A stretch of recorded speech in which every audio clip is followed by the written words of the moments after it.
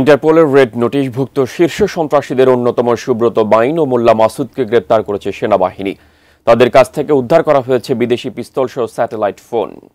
মঙ্গলবার বিকেলে আনুষ্ঠানিক সংবাদ সম্মেলন করে তাদের গ্রেপ্তারের বিষয়ে বিস্তারিত জানায় আইএসপিআর।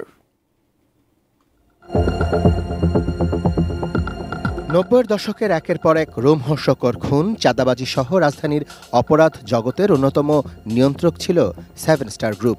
মোল্লা মাসুদ, টোকাই সাগর, জাফর আহমেদ মানিক, তানফিরুল ইসলাম জয়, ফ্রিডম ইমাম, কালা লিয়াকতের মতো শীর্ষ সন্ত্রাসীদের নিয়ে গড়ে ওঠা এই অপরাধী চক্রের নেতৃত্বে ছিলেন শ্রীমতী সুব্রত বাইন। ফিল্মি স্টাইলে খুন, টেন্ডার নিয়ন্ত্রণ আর প্রতিপক্ষ অপরাধী চক্রের সঙ্গে গ্যাংওয়ারে এই সুব্রত বাইন এবং তার বিশ্বস্ত সহযোগী মোল্লা মাসুদ হয়ে উঠেছিলেন রাজধানী ঢাকার আতঙ্ক।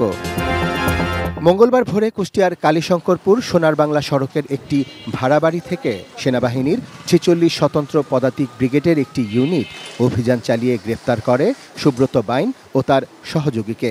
ডিজাইন, এলিগেন্স, বিউটি, সেরা পণ্য সবার জন্য জেভিকো। প্রায় ১.৫ মাস আগে তারা বাড়িটি ভাড়া নিয়ে নিচতলায় বসবাস করছিলেন। স্থানীয়রা জানিয়েছেন, ভোররাতে হঠাৎ সেনা সদস্যরা পুরো এলাকা ঘিরে ফেলে অভিযান শুরু করে। সকাল ৮টার দিকে একটি কালো মাইক্রোবাসে করে দুজনকে তুলে নিয়ে যায় সেনা সদস্যরা। অপর শীর্ষ সন্ত্রাসী মোল্লা মাসুদকে তার সহযোগী সহ গ্রেপ্তার করা হয় রাজধানীর হাতিরঝিল থেকে। ঢাকা সেনানিবাসে আয়োজিত সংবাদ সম্মেলনে আইএসপিআর জানায়, দীর্ঘদিনের গোয়েন্দা তৎপরতায় কোনো ক্ষয়ক্ষতি ছাড়াই এই দুই শীর্ষ সন্ত্রাসীকে গ্রেপ্তার করা সম্ভব হয়েছে। তাদের কাছ থেকে ৫টি পিস্তল, ১০টি ম্যাগাজিন, ৫৩ রাউন্ড গুলি ও একটি স্যাটেলাইট ফোনসহ বিভিন্ন সরঞ্জাম উদ্ধার করা হয়। উল্লেখযোগ্যভাবে সুব্রত বাইন এবং মোল্লা মাসুদ হল তালিকাভুক্ত ২৩ জন শীর্ষ সন্ত্রাসী দলের অন্যতম নেতা এবং সেভেন স্টার চক্রের মূল পরিকল্পনাকারী। এই অভিযান ছিল দীর্ঘদিনের গোয়েন্দা তৎপরতা এবং পরিকল্পনার ফসল। আইএসপিআর জানায়, কুখ্যাত দুই শীর্ষ সন্ত্রাসীর বিরুদ্ধে টেন্ডার নিয়ন্ত্রণ, চাঁদাবাজি এবং খুন জখমের অসংখ্য অভিযোগ রয়েছে।